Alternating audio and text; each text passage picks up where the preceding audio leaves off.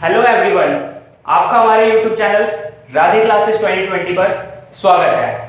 मेरा नाम है उजाला और मैं आपको इस प्लेटफॉर्म पर ज्योग्राफी के लेक्चर दूंगा। आज का जो हमारा सेशन है उसका टॉपिक है शेप ऑफ द अर्थ। तो आज हम जानेंगे कि हमारी जो अर्थ है उसकी शेप कैसी है। तो लेट्स स्टार्ट। मैंने यहाँ पर एक फ्रेंड्स सेंटेंस लिखा है, we all are the members of our beautiful and animatic house. हम सब लोग अपने घर में रहते हैं और अपने घर की कुछ बेसिक इंफॉर्मेशन की जानकारी रखते हैं। फॉर एग्जाम्पल कि हमारे घर की अपीयरेंस कैसी है, आई मीन टू से कि हमारा घर जो है वो बाहर से दिखने में कैसा लगता है, और हमारे घर की कंपोजिशन कैसी है, और हमारे घर का स्ट्रक्चर कैसा है, और हमारे घर की शेप कैसी है। तो ये कुछ बेसिक बातें हैं जो हम अपने घर के बारे में जानते हैं। और आपको पता ही है हमारे घर कहाँ पर है, हम सबके घर जो है वो अर्थ पर है, यानी प्लैनेट अर्थ पर। तो प्लैनेट अर्थ जो हुआ वो हमारा हाउस हुआ। तो यहाँ पे मैंने दो वर्ड लिखे, ब्यूटीफुल एंड एनिमेटिक। ये जो दो वर्ड हैं, ये दो एडजेक्टिव है, मैंने अपने हाउस यानी प्लैनेट के लिए यूज किया है। आपको पता है कि हमारी अर्थ जो है वो बहुत ही ब्यूटीफुल है, बट इसके साथ साथ हमारी अर्थ जो है वो बहुत मिस्टीरियस है, एनिग्मेटिक है। कहने का मतलब कि हमारी अर्थ जो है वो बहुत रहस्यमय है। हमारी अर्थ को रहस्यमय इसलिए बोला जाता है क्योंकि हमारी अर्थ की बहुत सी ऐसी चीजें हैं, बहुत से ऐसे सवाल हैं जिनका आंसर है, जिनका सॉल्यूशन हम आज तक नहीं पता लगा पाए हैं। मगर कुछ ऐसे इंपॉर्टेंट क्वेश्चन है, कुछ ऐसी इंपॉर्टेंट बेसिक बातें हैं जिनका समय समय पर साइंस ने, मैथमेटिशियन ने और दूसरे स्कॉलर्स ने उन क्वेश्चंस को सॉल्व करने की कोशिश की है। और उन्हीं इंपॉर्टेंट और बेसिक क्वेश्चन में से एक क्वेश्चन जो है वो शेप ऑफ द अर्थ है, यानी अर्थ की जो शेप है वो कैसी है।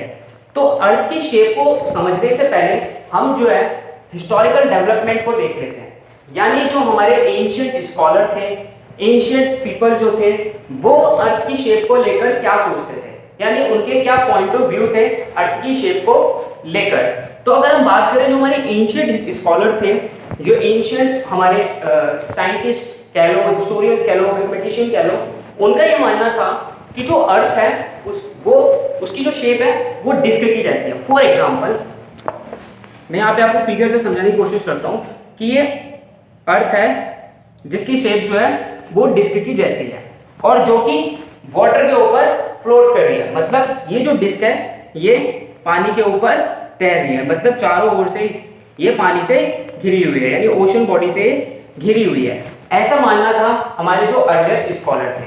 और 5th सेंचुरी बीसी से पहले ये जो बिलीव था अर्थ की शेप को लेकर ये कंटिन्यू रहा।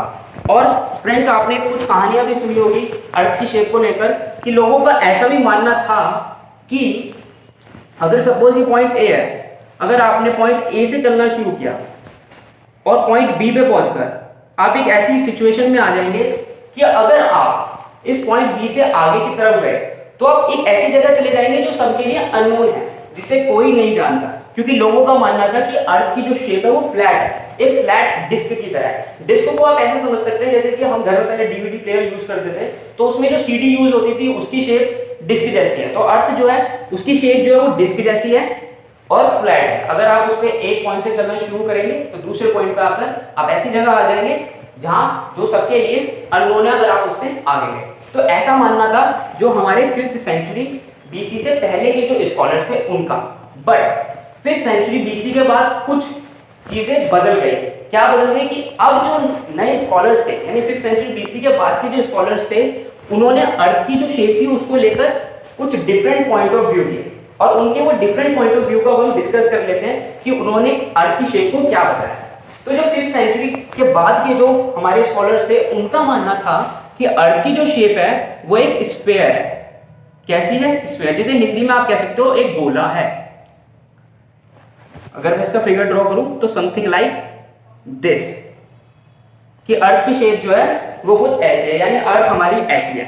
अब आपके मन में सवाल चल रहा होगा कि आखिर जो 5th सेंचुरी के बाद के जो स्कॉलर थे, यानी 6th सेंचुरी के जो स्कॉलर्स थे, उन्होंने ऐसा क्या ऑब्जर्व किया जो जिसकी वजह से इनके जो पॉइंट ऑफ व्यू है वो 5th सेंचुरी से पहले के जो स्कॉलर्स थे उनसे डिफरेंट हो गए। यानी पहले के स्कॉलर कहते थे कि अर्थ की जो शेप है वो डिस्क फॉर्म में है, बट अब 6th सेंचुरी के स्कॉलर कह रहे हैं कि अर्थ की जो शेप है वो डिस्क नहीं है बल्कि स्फेरिकल है, यानी एक गोले की तरह है। तो इसको समझने के लिए हम कुछ ऑब्जर्वेशन का जो है एनालिसिस कर लेते हैं, उनको एक बार देख लेते हैं कि आखिर कौन सी ऐसी ऑब्जर्वेशन है जो ये प्रूव करती हैं कि अर्थ की जो शेप है वो स्फेरिकल है। तो जो सबसे पहली जो ऑब्जर्वेशन थी वो आपकी जो है एरिस्टोटले ने दी। किसने दी? एरिस्टोटले ने। एरिस्टोटले ने कहा, और उनकी ऑब्जर्वेशन क्या थी? उनकी ऑब्जर्व थी लूनार इक्लिप्स। ठीक है, तो उनकी पहली जो ऑब्जर्वेशन थी लूनार इक्लिप्स, और दी किसने दी? एरिस्टोटल ने। एरिस्टोटल, जिनको हिंदी में अरिस्टो के नाम से भी जाना जाता है। तो लूनार इक्लिप्स आप समझिए, जिसे लूनार इक्लिप्स हिंदी में इसे चंद्र ग्रहण कहते हैं। तो मैं इसको आपको डायग्राम की मदद से समझाने की कोशिश करता हूं। ठीक है, फॉर एग्जांपल ये हमारा सन है, ये हमारी अर्थ है, और ये हमारा मून है। ये हमारी अर्थ है, ये मून। तो आप सबको पता है कि चंद्र ग्रहण के दौरान क्या होता है, यानी लूनार इक्लिप्स के दौरान क्या होता है कि जो अर्थ होती है वो मून और सन के बीच में आ जाती है। इससे होता क्या है कि जो सनलाइट पहले डायरेक्ट मून पर पड़ रही थी, अब वो मून पर न पड़कर अर्थ पर पड़ती है। जिससे होता क्या है, इसका रिजल्ट ये होता है कि अर्थ अपनी जो शैडो है वो कास्ट करती है कहां पर? मून पर। और जब उस शैडो को एनालिसिस किया गया तो वो शैडो कुछ इस तरीके से थी, वो शैडो कुछ कर्व रूप में थी, यानी एक आर्क की फॉर्म में थी। ये जो रीजन है, ये रीजन, दिस रीजन, ये रिप्रेजेंट कर रहा है किसको? शैडो को। तो ये जो रीजन था आपका, ठीक है, ये जो है आपकी शैडो को बता रहा था। तो इससे पता चलता है कि जो अर्थ जो है वो स्फेरिकल फिगर है। ऐसा इसलिए हुआ कि अगर अर्थ स्फेयर ना होती तो यहाँ पर जो शैडो कास्ट हो रही है, यहाँ पर जो शैडो बन रही है वो आर्क के फॉर्म में ना होती। अगर अर्थ फ्लैट होती तो अर्थ की जो शैडो कास्ट हुई है वो ऐसी ना बनती, एक आर्क के फॉर्म में ना बनती। तो एरिस्टोटल ने इस ऑब्जर्वेशन से प्रूव किया कि अर्थ की जो शेप है वो कैसी है? स्फेरिकल है। तो ये थी हमारी पहली ऑब्जर्वेशन जो ये प्रूव करती है कि अर्थ जो है एक स्फेरिकल है। अर्थ की जो शेप है वो कैसी है? कि स्फीयर की तरह है। ठीक है, तो आइए कुछ सेकंड जो ऑब्जर्वेशन है एक बार उसका भी डिस्कशन कर लेते हैं। सेकंड जो ऑब्जर्वेशन थी वो ऑब्जर्वेशन थी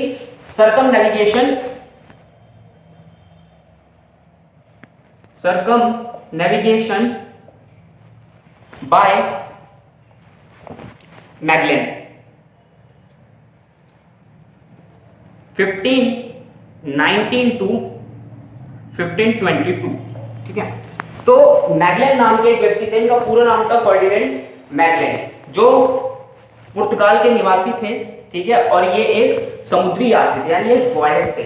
तो जब रूमर्स हो रही थी अर्थ की शेप को लेकर, तो इन्होंने ये निश्चय किया कि ये जो है अर्थ का पूरा एक चक्कर लगाएंगे और पता करेंगे कि अर्थ की शेप जो है वो कैसी है। फ्रेंड्स, मैं एक बात आपके साथ जो है वो शेयर करना चाहता हूँ कि देखो, हमारी दुनिया में दो प्रकार के लोग होते हैं। एक लोग वो होते हैं जो सिर्फ चीजों को जानते हैं, और दूसरे वो होते हैं जो चीजों को मानते हैं।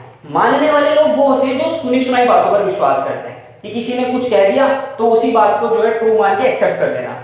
जबकि जो जानने वाले लोग होते हैं वो लोग होते हैं जो बातों को सुनते तो हैं मगर उनको जो है डायरेक्टली एक्सेप्ट नहीं करते हैं, उनको इम्प्लीमेंट नहीं करते। वो उनको खुद से जो ऑब्जर्व करते हैं, एनालाइज करते हैं और फिर किसी एक कंक्लूजन पर पहुंचते हैं। तो हमारे जो स्कॉलर्स होते हैं, जो हमारे इंटेलेक्चुअल लोग होते हैं, वो आप कह सकते हो जानने वाली कैटेगरी के लोग होते हैं, जो खुद से जो है चीजों को ऑब्जर्व करते हैं, एनालाइज करते हैं, फिर किसी जो है कंक्लूजन पर पहुंचते हैं। तो मैगलेन जो थे वो भी इन्हीं में से थे। तो 1519 में इन्होंने अपनी यात्रा जो है स्पेन से शुरू की। ये यूरोप के निवासी थे, स्पेन से इन्होंने अपनी यात्रा शुरू करी। स्पेन से यात्रा शुरू करने के बाद, सपोज मान लेते हैं ये स्पेन है, यहाँ पे स्पेन से यात्रा शुरू करने के बाद ये जो है सदर्न अमेरिका के सदर्न कोस्ट पर पहुंचे। यानी अगर यहाँ पे हमारा सदर्न अमेरिका है यानी दक्षिण अमेरिका है, तो उसका दक्षिण कोस्ट यानी उसका जो है दक्षिणी तट यहाँ पर होगा। तो यहाँ से चलकर जो है मैगलन यहाँ पहुंचे, मैगलन यहाँ पहुंचे और फिर इसके बाद जो है यहाँ से वो घूमकर जो है इधर यहाँ पर एशिया में आ गए। तो यहाँ पर जो है एशिया में आ गए। बट अनफॉर्चुनेटली 1521 में 1521 में जो है मैगलन की डेथ हो गई। अब आपके मन में ये सवाल आ रहा होगा कि अगर मैगलन की डेथ हो गई तो ये जो जर्नी थी ये कंप्लीट कैसे हुई? तो ये जर्नी कंप्लीट हुई, एक्चुअली मैगलन अकेले नहीं गए थे शिप पर, उनके साथ जो है और भी लोग थे। तो जो उनके साथ जो और लोग जो गए थे, जो कैप्टन थे शिप के, उन्होंने इस रिमेनिंग यात्रा को जो है 1522 में कंप्लीट कर लिया। तो फ्रेंड्स यहाँ पर सबसे इंटरेस्टिंग बात ये थी कि जिस पॉइंट से ये जर्नी स्टार्ट हुई थी उसी पॉइंट पर आकर ये जर्नी खत्म हुई। यानी ये जर्नी स्टार्ट हुई थी स्पेन से और स्पेन पर ही आकर खत्म हुई। तो मैगलन की ये वॉयज ये प्रूफ कर देती है कि अर्थ जो है एक स्फेरिकल शेप है अर्थ की। अगर अर्थ स्फेयर ना होती तो जैसा पहले बिलीफ माना जाता था कि अगर आप एक पॉइंट से चलना शुरू करोगे तो दूसरे पॉइंट पर जाकर जो है एक ऐसा पॉइंट आ जाएगा जहां पर आपको कुछ नहीं पता होगा, उसके आगे जाने के बाद जो है आप एक अननोन प्लेस पर चले जाएंगे। तो मैगलन ने इस बात को प्रूफ कर दिया कि अर्थ जो है स्फेरिकल है। अगर आप अर्थ पे किसी पॉइंट से चलना स्टार्ट करते हैं तो आप बहुत लंबे समय के बाद एक ऐसे पॉइंट, उसी पॉइंट पर वापस आ जाएंगे जहां से आपने अपनी यात्रा शुरू की थी। तो ये थी सेकंड ऑब्जर्वेशन जिसने ये प्रूफ कर दिया कि अर्थ जो है वो स्फेरिकल है। तो यहां तक आपको आई होप इतनी बातें क्लियर हो गई होगी। तो थर्ड जो है ऑब्जर्वेशन को देख लेते हैं कि थर्ड ऑब्जर्वेशन क्या थी। तो थर्ड ऑब्जर्वेशन जो थी वो ये था टाइम ऑफ सनराइज, यानी सूर्य उदय का समय। देखो ये वो ऑब्जर्वेशन है जिसे आप खुद भी ऑब्जर्व कर सकते हैं। ठीक है, अगर सपोज मैं यहाँ पे एक अर्थ ड्रॉ करता हूँ, अर्थ स्फेरिकल फिगर ड्रॉ करता हूँ, तो ये हो गया हमारे एक स्फेरिकल फिगर। ओके, सपोज करो यहाँ पर जो है सन है। ठीक है, यहाँ पर सन है, यहाँ पर एक व्यक्ति है, यहाँ पर एक पर्सन ए है, सपोज ये पर्सन 1 है। ठीक है, और यहाँ पर जो है पर्सन 2 है, यहाँ पर जो है पर्सन 2 है। ये दोनों लोग जो है सन को ऑब्जर्व कर रहे हैं, सन को देख रहे हैं। ठीक है, एक के पास यहाँ पे ये सन है, ये अर्थ। ठीक है, दोनों के पास सनलाइट पहुंच यहाँ पे। तो फ्रेंड्स आपको यहाँ पे क्लियरली विजिबल होगा कि जो पर्सन 2 है उसके पास लाइट जो है पहले पहुंचेगी कंपैरेटिवली टू पर्सन 1 के। ऐसा क्यों? क्योंकि अगर आप पर्सन 2 से इस यहाँ तक का डिस्टेंस मेजर करेंगे तो ऑब्वियसली ये जो डिस्टेंस है, ये जो डिस्टेंस है ये इस डिस्टेंस से छोटा है। अब डिस्टेंस कम है तो ऑब्वियसली लाइट को जो है जो टाइम लगेगा ये डिस्टेंस ट्रेवल करने में वो कंपैरेटिवली कम लगेगा। ठीक है, तो इसीलिए यहाँ पे आप देख रहे हो एक ही ऑब्जेक्ट पे, यानी एक ही ऑब्जेक्ट पे जो सनराइज हो रहा है, जो सनलाइट रीच कर रही है सरफेस पे, वो डिफरेंट टाइम पे कर रही है। तो ऐसा जो है वो स्फेरिकल फिगर के केस में ही हो पाया। अगर अर्थ फ्लैट होती, अगर अर्थ की सरफेस जो है फ्लैट होती, अगर अर्थ फ्लैट होती तो क्या होता है कि सनलाइट जो है वो सभी पॉइंट्स पर जो है एक ही सरफेस पर पहुंचती। बट इस ऑब्जर्वेशन में ऐसा नहीं पाया गया कि जो सनलाइट है वो स्फेरिकल ऑब्जेक्ट पे जो है डिफरेंट प्लेस पे जो है डिफरेंट टाइम पे आ रही है, रीच कर रही है। तो इसका मतलब ये प्रूफ हो गया कि अर्थ की शेप जो है वो एक स्फेरिकल फिगर है। तो आई होप कि आप इस ऑब्जर्वेशन को भी समझ पाए होंगे। तो एक और ऑब्जर्वेशन को हम डिस्कस कर लेते हैं जिससे जो है हमारा जो है बिलीफ और भी स्ट्रॉन्ग हो जाएगा अर्थ की शेप को लेकर। तो फोर्थ जो ऑब्जर्वेशन थी वो थी सर्कुलर होराइजन की। सर्कुलर होराइजन, सर्कुलर होराइजन मतलब कि सपोज हमने एक स्फीयर को ड्रॉ किया, एक स्फीयर, सपोज एक पर्सन है यहाँ पे सिचुएटेड है और वो जो है ऑब्जर्व कर रहा है। तो सपोज वो यहाँ पे है और अर्थ को ऑब्जर्व कर रहा है। सपोज मैं पहले स्ट्रेट लाइन खींच थी, ठीक है, ये पर्सन है, ये ऑब्जर्व कर रहा है। तो ये इस सरफेस का जो है इतना हिस्सा जो है देख पा रहा है, यानी इतना डिस्टेंस जो है ये कवर कर पा रहा है। ये जो डिस्टेंस है इसको ही हम सर्कुलर प्लेन बोलेंगे। तो ये पर्सन ऑब्जर्वर 1 है, ठीक है, तो ये जो है इस स्फेरिकल फिगर का जो है इतना डिस्टेंस ऑब्जर्व कर पा रहा है। बट एक दूसरा ऑब्जर्वर आया, उसने क्या किया कि अपनी हाइट इस ऑब्जेक्ट से ऊपर कर लिया, यानी वो इधर आ गया। सपोज वो जो पर्सन है वो इधर आ गया और वो इधर से जो है अर्थ को ऑब्जर्व कर रहा है। तो आप देखोगे फ्रेंड्स कि ये जो पर्सन 2 जो है वो ज़्यादा एरिया को ऑब्जर्व कर पा रहा है, यानी ज़्यादा डिस्टेंस कवर कर पा रहा है। इसका सर्कुलर प्लेन जो है वो बड़ा है पहले पर्सन के कंपैरिजन में। तो आप देख लो कि जैसे जैसे ऑल्टीट्यूड बढ़ रहा है, जैसे जैसे हाइट इंक्रीज हो रही है, हमारा ये जो सर्कुलर होराइजन है, ये जो सर्कुलर प्लेन है, ये जो है वो बढ़ रहा है। देखो पहले ये डिस्टेंस था, अब ये डिस्टेंस हो गया। यानी हम एक बार ये जान सकते हैं कि जैसे जैसे ऑल्टीट्यूड यानी ऑल्टीट्यूड इंक्रीज हो रही है, तो जो हमारे सर्कुलर होराइजन है, जिसे मैं CH से डिनोट कर रहा हूँ, वो भी इंक्रीज होता जा रहा है। तो ये प्रूफ हुआ कि अर्थ की शेप जो है वो स्फेरिकल है। अगर अर्थ की शेप स्फेयर ना होती और एक फ्लैट सरफेस होती, ठीक है, अगर अर्थ की शेप एक फ्लैट सरफेस होती, तो चाहे कोई ऑब्जर्वर यहाँ से ऑब्जर्व करे, चाहे यहाँ से ऑब्जर्व करे, चाहे यहाँ से, ठीक है, उसको जो है ये इन तीनों ऑब्जर्वर को जो है सेम डिस्टेंस जो है ऑब्जर्व करने को मिलता। तो ये एक एविडेंस था जिसने ये प्रूव कर दिया कि अर्थ जो है स्फेरिकल है। तो यहाँ तक जो है अब आपको आई होप कि इतनी बात जो है समझ आ गई होगी और आपको अब समझ आ रहा होगा कि अर्थ की जो शेप है वो स्फेरिकल है। ठीक है, एक और ऑब्जर्वेशन ले लेते हैं जिससे जो है आपका को और अच्छे से ये बात बिल्कुल समझ आ जाएगी। ठीक है, approaching and departing of ship. Ship पानी के जहाज को सबने देखा और सब देखते हैं। ठीक है, तो अगर पानी के जहाज की जो है मूवमेंट को नोटिस किया जाए तो हमें क्या देखने को मिलता है, क्या ऑब्जर्वेशन हमें देखने को मिलेगी। तो सपोज ये अर्थ हमने बनाई फिर से, ठीक है, यानी कि स्फेरिकल शेप बनाई, ये स्फेरिकल शेप बना दी। ठीक है, सपोज करो एक ऑब्जर्वर है यहाँ पे, एक ऑब्जर्वर है यहाँ पर, ठीक है, सपोज, और यहाँ पर सपोज एक शिप है इधर, ये एक शिप है और आपने अक्सर देखा होगा शिप के ऊपर एक इस तरीके से जो है फ्लैग टाइप होता है, बट ये फ्लैग नहीं होता, इसको एक नाम दिया होता है, इसको मास्ट बोलते हैं। ठीक है, और इसको हल बोलते हैं। ठीक है, अब आप देख रहे हो सपोज ये शिप पहले यहाँ थी, अब ये शिप जो है यहाँ आ गई। ठीक है, अब ये जो शिप जो है, सॉरी, ये शिप जो है वो यहाँ आ गई। ठीक है, ये शिप यहाँ आ गई और ये जो है सेम।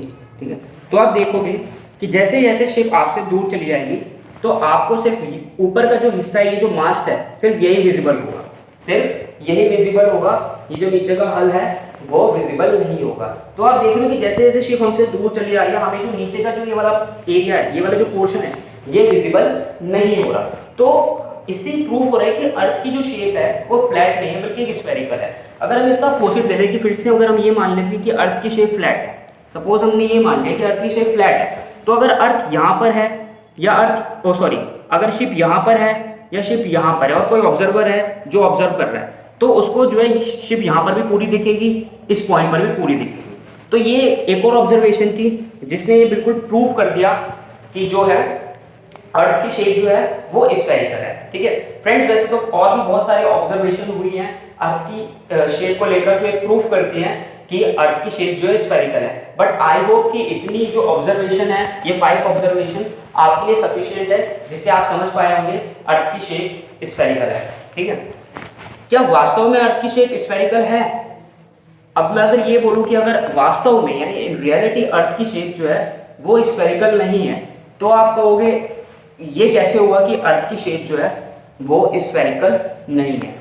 तो हाँ, अर्थ की शेप जो है वो स्फेरिकल नहीं है। वो कहने का मतलब यूं है कि अगर हम जितना वॉल्यूम हमारी अर्थ का है, अगर हम उसी वॉल्यूम का एक स्फीयर बनाते हैं तो हमें क्या डिफरेंस देखने को मिलेगा। अर्थ की जो शेप है वो इस प्रॉपर एक परफेक्ट स्फीयर नहीं है, बट स्फीयर के आसपास है। आप अप्रोक्सीमेशन कह सकते हो कि जो अर्थ की शेप है वो स्फीयर के आसपास है, बट एक परफेक्ट स्फीयर नहीं है। तो सपोज अगर हम एक परफेक्ट स्फीयर बनाते हैं उसी वॉल्यूम का, जितने वॉल्यूम का हमारा अर्थ, जितने वॉल्यूम की हमारी अर्थ है, तो हमें क्या डिफरेंस देखने को मिल सकता है। सपोज ये हमने उसी वॉल्यूम का एक स्फीयर बना लिया, ठीक है, तो उसी वॉल्यूम का हमने क्या किया, एक स्फीयर बना लिया। ये क्या है, एक स्फीयर है। ठीक है, ये क्या बना लिया हमने, स्फीयर। ठीक है, और ये जो क्या है, ये इसका सेंटर पॉइंट है। ये क्या है, इसका सेंटर पॉइंट है। अब मैं इस सेंटर से सर्कमफेरेंस पे कोई भी पॉइंट लूंगा और इस पॉइंट को अगर मैं ऐसे मिला दूंगा सेंटर से, तो ये क्या होगा, रेडियस होगा। ये इसकी इस स्फीयर की क्या होगी, ये रेडियस होगी। सपोज अगर मैं एक पॉइंट यहाँ से सर्कमफ्रेंस लूँ और रेडियस इस सेंटर को बुला दूँ तो ये भी रेडियस होगी। फॉर एग्जांपल अगर ये r 1 यूनिट है, अगर ये रेडियस 1 यूनिट है तो ये भी 1 यूनिट है, तभी तो एक परफेक्ट स्फीयर बनेगा। अगर रेडियस इक्वल नहीं होगी स्फीयर की तो वो स्फीयर कैसे बन जाएगा। तो ये वो केस है जब हम ये मान के चल रहे हैं कि अर्थ जो है पूरी क्या है, एक परफेक्ट स्फीयर है, बट इन रियलिटी में अर्थ जो है परफेक्ट स्फीयर नहीं है। जब अर्थ की रेडियस कैलकुलेट की गई, ठीक है, सबसे पहले इरेटस ने 240 BC में जो है अर्थ की सर्कमफेरेंस को कैलकुलेट कर लिया था, ठीक है। तो जब अर्थ की रेडियस कैलकुलेट की गई तो कुछ हमें डिफरेंट ऑब्जर्वेशन देखने को मिला। अब वो डिफरेंट ऑब्जर्वेशन क्या था, वो डिफरेंट ऑब्जर्वेशन ये था कि जो हमारी इक्वेटोरियल रेडियस है, यानी जो हमारी भूमध्य रेखा की जो त्रिज्या है वो हमारी पोलर रेडियस से बड़ी है, ठीक है। कहने का मतलब कि जो हमारी इक्वेटोरियल रेडियस है, इक्वेटोरियल आर जो है वो बड़ी है आपकी पोलर रेडियस से, ठीक है, पोलर रेडियस से, ठीक है। तो आपने देखा कि जो हमारी इक्वेटोरियल रेडियस है अर्थ की वो पोलर रेडियस से बड़ी है। तो आपको यहाँ पे ये देखने को मिल रहा है कि इक्वेटोरियल रेडियस और पोलर रेडियस जो है वो इक्वल नहीं है, और जब रेडियस इक्वल नहीं है तो ये परफेक्ट स्फीयर तो हो ही नहीं सकता। तो अब आपके मन में सवाल उठ रहा होगा कि अब ये अर्थ जो है परफेक्ट स्फीयर नहीं है तो अर्थ की शेप क्या है। तो अर्थ की शेप जो है यहाँ से अगर हम रेडियस के अकॉर्डिंग जो अर्थ की अब शेप बनाते हैं तो वो जो है स्फेरिकल एक इलिप्सॉइड शेप बनती है। कौन सी शेप बनती है, इलिप्सॉइड। तो हम उसको एक बार ड्रॉ कर लेते हैं इलिप्सॉइड शेप को, वो कैसे बनती है। फॉर एग्जांपल यहाँ पे हम जो है इलिप्सॉइड शेप बनाते हैं, आई होप की फिगर जो है बन जाए, ठीक है। तो ये जो है इलिप्सॉइड फिगर मैंने बना लिया, ठीक है। अगर आप यहाँ से अब सेंटर मान के, ये मान लो सेंटर है और अब रेडियस ड्रॉ करेंगे तो एक अगर आप इस इलिप्सॉइड की रेडियस ड्रॉ करोगे तो ये इस इलिप्सॉइड की रेडियस होगी और ये भी इस इलिप्सॉइड की क्या होगी, रेडियस होगी। तो ये भी आर, बट ये जो है कैपिटल आर होगी, क्योंकि ये दोनों रेडियस जो है वो इक्वल है। तो आपको यहाँ पे क्लियरली विजिबल होगा कि ये जो इक्वेटोरियल रेडियस है, तो मैं आपको बता दूं इक्वेटर यानी जिसे हिंदी में भूमध्य रेखा है, विषुवत रेखा बोलते हैं, ये वो इमेजिनरी, ये वो काल्पनिक रेखा है जो अर्थ को दो बराबर हिस्सों में बांटती है। ये काल्पनिक रेखा, इमेजिनरी लाइन है, ये आप याद रखना। रियल में कहीं आप ढूंढने मत चले आ रहे कि जो है चलो ढूंढ के आते हैं कहाँ है जो है ये इक्वेटर, ये एक इमेजिनरी लाइन है, ठीक है, जो अर्थ को जो है दो इक्वल हाफ में, चाहे वो आप हॉरिजॉन्टल कह लो चाहे वर्टिकल कह लो, ठीक है, इक्वल हाफ में, सॉरी ये जो है आपकी इक्वेटर जो है वो हॉरिजॉन्टली जो है दो पार्ट में डिवाइड कर दिया अर्थ, ठीक है। तो आपको यहाँ पे क्लियरली विजिबल होगा कि ये जो डिस्टेंस है, ये जो डिस्टेंस है वो इस डिस्टेंस से जो है बड़ा है, ठीक है, ये जो डिस्टेंस है वो इस डिस्टेंस से बड़ा है। तो इस यहाँ पे मेंशन कर लेते हैं, ये हमारी इक्वेटोरियल रेडियस हो गई, ठीक है, जिसे हम हिंदी में बोलेंगे भूमध्य रेखा की त्रिज्या, ठीक है। और ये हमारी जो हो गई ये वाली, ये हमारी हो गई पोलर रेडियस, ठीक है, ये हमारी पोलर रेडियस हो गई, ठीक है। अगर जो हमें पहले हमने एक स्फीयर बनाया ये, ठीक है, और ये स्फीयर हमने क्या क्या क्या अज्यूम करके बनाया था, ये स्फीयर हमने ये अज्यूम करके बनाया था कि जो अर्थ के वॉल्यूम के इक्वल हमने स्फीयर बनाया था, और इस स्फीयर की अगर हम रेडियस ड्रॉ करते हैं, अगर इस स्फीयर की हम रेडियस ड्रॉ करते हैं तो इस स्फीयर की रेडियस जो है वो है r = 6371 किलोमीटर। तो यानी जो ये हमने स्फीयर बनाया था अर्थ के वॉल्यूम के इक्वल, उसकी जो रेडियस है 6371 किलोमीटर है, ठीक है। और अगर आप अभी गूगल पे सर्च भी करेंगे what is the radius of earth, तो आपको यही वाली रेडियस जो है दिखाएगा, ठीक है। अब ये इक्वेटोरियल रेडियस की बात कर लेते हैं। तो ये जो इक्वेटोरियल रेडियस है इसकी जो वैल्यू है वो है आपकी यहाँ से यहाँ तक का जो ये इसकी जो रेडियस है वो है आपकी 6378 किलोमीटर। तो ये है आपकी इक्वेटोरियल रेडियस, जो पोलर रेडियस से 21 किलोमीटर ज्यादा है। जो आपकी पोलर रेडियस से कितनी ज्यादा है ये जो है 21 किलोमीटर कंपैरेटिवली में ज्यादा है, यानी पोलर रेडियस से इक्वेटोरियल रेडियस जो है वो ज्यादा है। तो आपको भी ये बात यहाँ से समझ आ गई होगी कि भैया कि जो अर्थ की जो इलिप्सॉइड की जो रेडियस है वो 6378 किलोमीटर है। तो इसीलिए जो है हमने इस कंफ्यूजन को थोड़ा कम करने के लिए जो है स्कॉलर्स ने जो है एक रेंज बना रखी है रेडियस की। वो रेंज है आपकी मैं ये लिख देता हूँ 6353 किलोमीटर टू 6387 किलोमीटर। ठीक है, ये रेंज इसलिए बनाई हुई है, चाहे आप स्फीयर मान के कैलकुलेट करें, चाहे आप एलिप्सॉइड मान के कैलकुलेट करें, आपकी जो रेडियस होगी, यानी अगर आप ये एलिप्सॉइड है तो इसके हर पॉइंट पे सेंटर से मैं अगर सर्कमफेरेंस से सेंटर को मिलाऊंगा तो ऑब्वियसली हर पॉइंट पे मुझे कुछ ना कुछ डिफरेंस रेडियस में देखने को मिलेगा। तो वो जो डिफरेंस होगा वो कहीं ना कहीं इन वैल्यू के जो है बीच में ही रहेगा। तो इसलिए जो है एक रेंज बनाई हुई है अर्थ की रेडियस की, वो है 6353 किलोमीटर टू 6387 किलोमीटर। ये आपको जब आप इसको पढ़ोगे तो इसको फर्दर रीडिंग जब आप करोगे तो आपको ये वैल्यूज भी देखने को मिलेगी। अब आपके मन में सवाल उठ रहा होगा कि आखिर ऐसा कैसे हो गया कि अर्थ की इक्वेटोरियल रेडियस बड़ी हो गई और अर्थ की जो पोलर रेडियस है वो छोटी हो गई। ऐसा होने के पीछे भी एक कारण है, और वो कारण जो है वो है अर्थ की रोटेशन। आपको पता है कि जो हमारा प्लैनेट अर्थ है और हमारी जो सेलेस्टियल बॉडीज हैं, ठीक है, जो भी हमारे सोलर सिस्टम में जो बाकी जो प्लैनेट है वो सब, इवन सन भी, वो सब क्या कर रहे हैं, अपनी एक्सिस पर यानी अपने अक्ष पर घूम रहे हैं। फॉर एग्जाम्पल जैसे ये हमने अर्थ बना ली, ठीक है, और अर्थ भी जो है वो अपने एक्स पे घूम रही है, अपने एक्सिस पर घूम रही है, ठीक है। और किस डायरेक्शन में घूम रही है ये भी आपको पता है, वेस्ट टू ईस्ट के डायरेक्शन में जो अर्थ है वो रोटेट कर रही है, ठीक है, अपने एक्सिस पे तो घूम रही है, साथ ही साथ जो है वो सूर्य के चारों तरफ भी घूम रही है, रेवोल्यूशन कर रही है, ठीक है।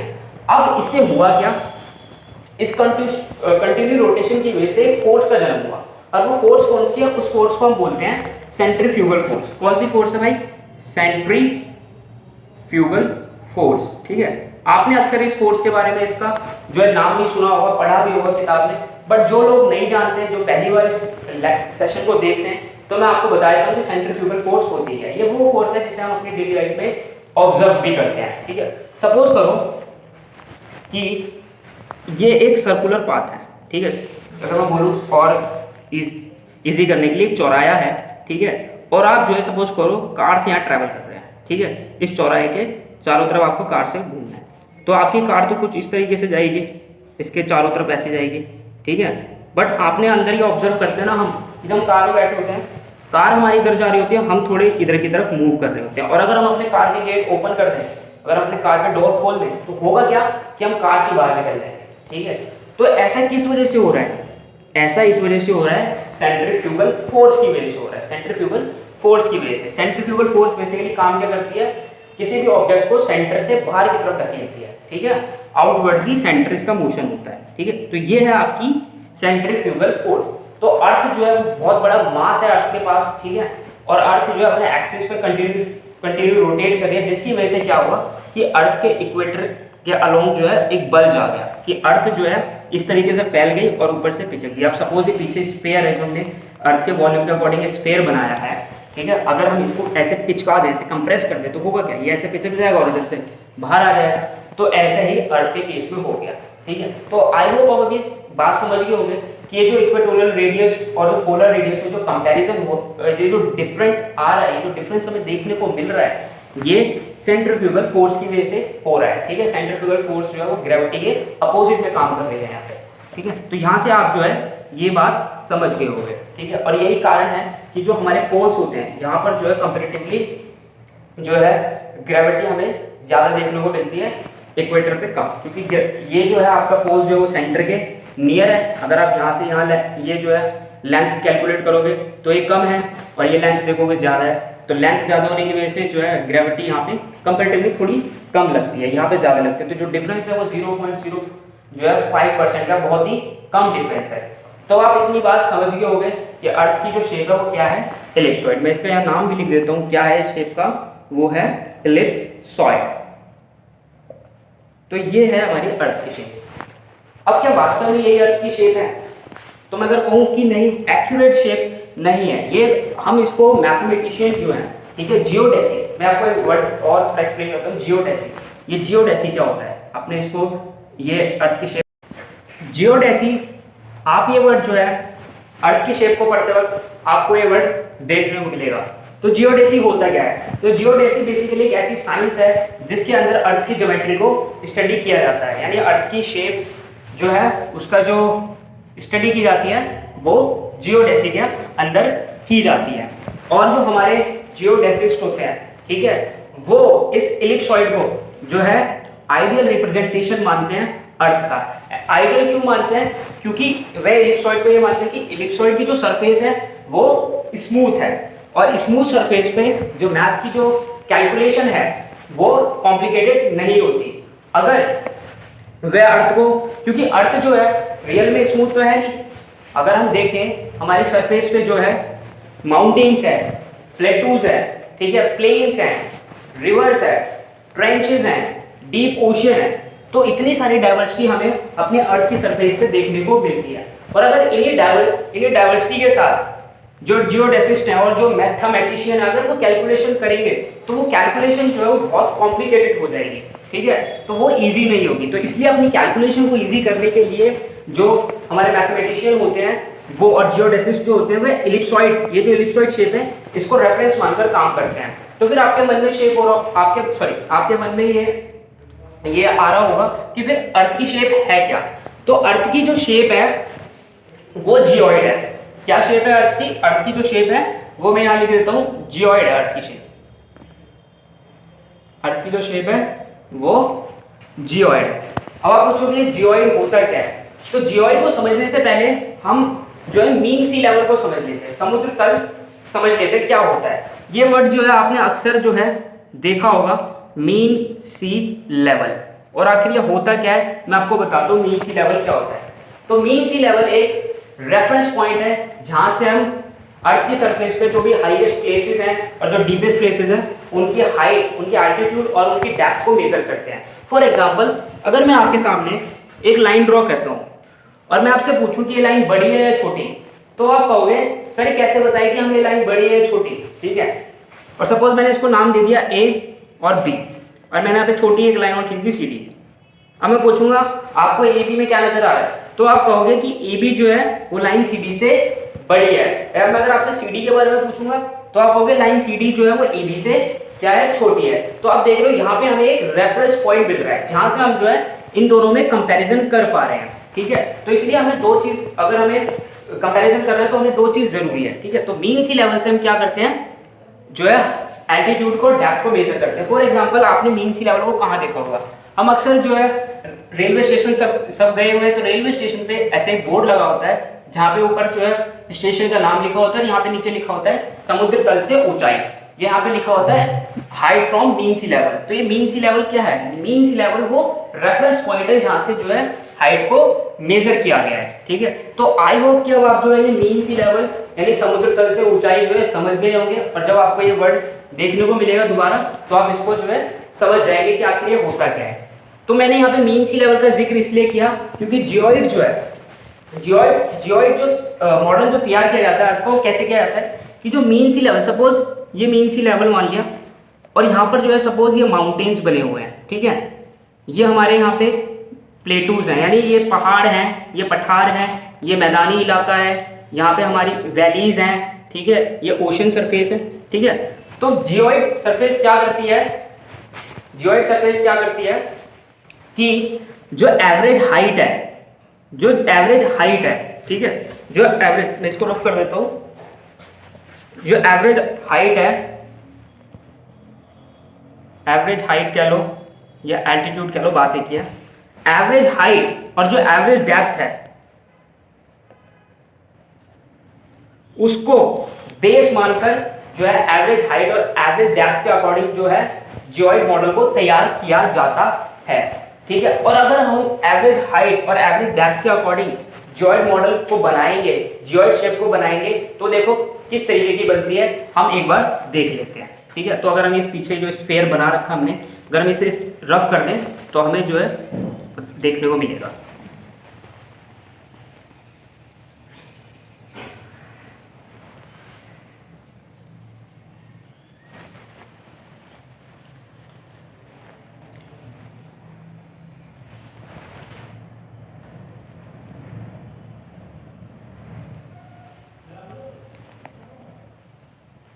तो ये जो है, ये जो शेप बनाई है, ये जो शेप है, यही आपकी जियोइड शेप है, यही आपकी जियोइड शेप है। आप देख रहे होंगे इस सरफेस के अंदर क्या है, इरेगुलरिटी है, एक जैसी नहीं है।